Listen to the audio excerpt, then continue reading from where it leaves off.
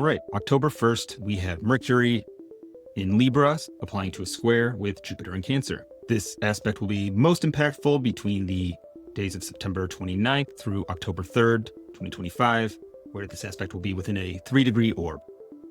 So there's a bit of tension, potentially productive tension, but tension nonetheless between the way we are processing or organizing information and maybe communicating it and our ability to understand or grok the fullness of that information. Mercury in Libra can be, among other things, quite diplomatic. There's a certain grace or fluidity with the way Mercury wields information in Libra. But this sort of measured and maybe a little bit socially engineered message that we are hearing or trying to deliver is at odds with perhaps the more nuanced or even emotional content or subject matter of a conversation or communication. And this might be, it could show up as something, and this might just make it feel a little awkward trying to get our points across. In some cases, we're perhaps trying very hard to be measured and precise in what we're trying to say, but we might not be being as sly as we think we're being. You might think we're being rather subtle, using maybe slightly adjacent terminology in order to imply something, but we're actually being a lot more obtuse or obvious than we maybe think we are. We might accidentally exaggerate something or take something that we hear out of context, but this can also be a very productive aspect. We tend to like Mercury and Jupiter working together, and while they're kind of at odds with each other right now, they're both quite strong in terms of their zodiacal position. Mercury generally does well in air signs. It's also in a decan, the third decan of Libra, which is said to be ruled by Mercury in one system of decanic rulership, and also said to be ruled by Jupiter in another. So there's perhaps a basis for collaboration between Mercury and Jupiter. And if you take some time to work with this, you maybe write a few drafts, you bounce things off to another person, you say things out loud and spend some time considering how it might be received, you are likely to find that with a little fine tuning, communication can be quite fruitful and conversations quite stimulating. You might just learn something if you take the time to hear a perspective that you don't necessarily identify as your own. So be a little open-minded, be willing to play devil's advocate, and if you are confused by something you hear, ask to hear it again, or ask for clarification. Don't run the risk of operating under false assumptions if you aren't sure that that word means what you think it means. Inconceivable, I know. Anyway, that's it.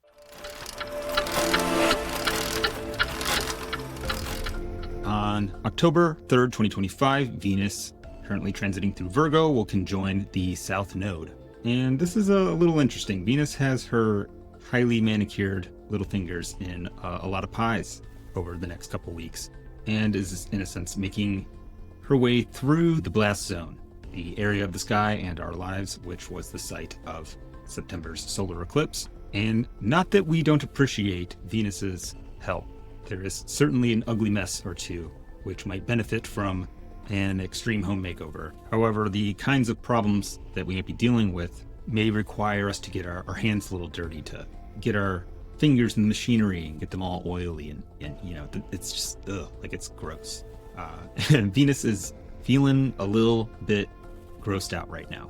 Venus in Virgo is already inclined towards being a bit persnickety, you might say, or we might already find ourselves or experience others as maybe fussing over the details a little more than necessary, or we may be finding it a little harder to take pleasure in activities which we usually enjoy because of minor distractions, annoying, niggling little details.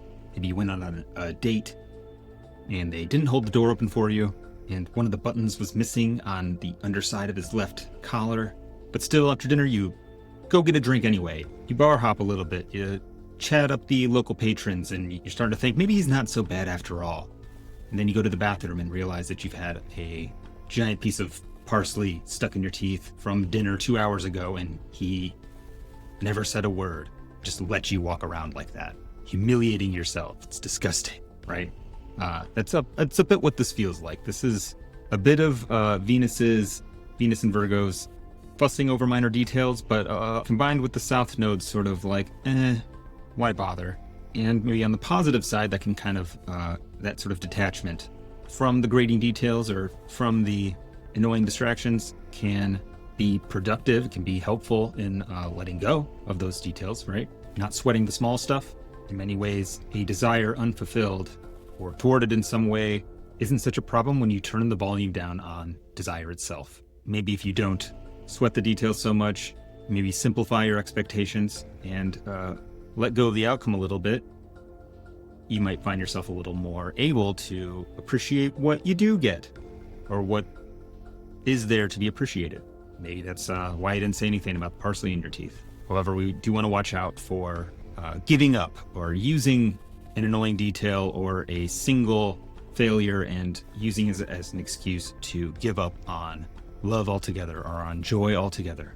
There's not a lot of hedonia going on in the air just now, but you may be able to take the sort of dopamine break and maybe find yourself appreciating subtle details or fine points of craftsmanship in ways which you never did before. And maybe you just might learn something.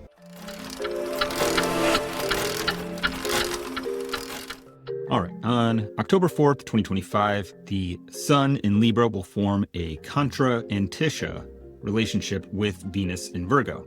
Now, I am a bit of a Antiscia superfan, or perhaps an evangelist. I preach the gospel of Antiscia. In fact, if you end up attending the Astrology conference in 2026, I will be giving a presentation on Antiscia, which I would love it if you attended. But regardless, even as big of a Antiscia superfan as I am, I don't necessarily pay that much attention to a regular transiting Antiscia, because while they are powerful and not to be ignored within a birth chart, the orb of Antiscia or Antician tends to be so small that it's not going to have a lot of time to really manifest in big, impactful ways unless between two slow-moving planets or two planets that are stationing. But I will pay attention to them if they specifically have business with each other. And in this case, the Sun in the sign of Libra is desperately looking around for Venus's guidance. Venus is the ruler of Libra, and the Sun is, it's so confused right now. I want people to like me, and I can't get everybody to agree with me on things. And, Shirley says that I'm really charismatic and I should do theater, and Thomas says the same thing, but he thinks I do better at debate, and I'm just not sure. Who do you think is right, Tom or Shirley? And, often the challenge with a planet in its fall is that they sometimes end up asking the wrong questions. Or those with the Sun in Libra, or those through whom the Sun is making itself known, it can look a little bit like, rather than looking within and identifying what the true will is that is emanating from inside, right? In some cases, people with the Sun in Libra can fall into the trap of thinking that if they collect enough opinions and perspectives from other people about them, that they will be able to understand themselves perfectly. But unfortunately, they kind of miss the exit, 5 miles back. It's, not to say we can't turn around, right? But suffice it to say, the Sun being in Libra and being kind of confused and frustrated, very much like the advice and input from the one planet that knows Libra best, which is our Lady Venus. And Venus happens to be in a similarly compromised position, as Venus is in the sign of her fall and still quite conjoined with the South Node. And so when the Sun asks Venus and Virgo if they should do theater or join the debate team, Venus and Virgo says, neither. Those are both stupid, and you're stupid. What do you want attention from people for anyway? They're all just like a bunch of posers, and honestly, you shouldn't be even out of the house wearing that outfit, right?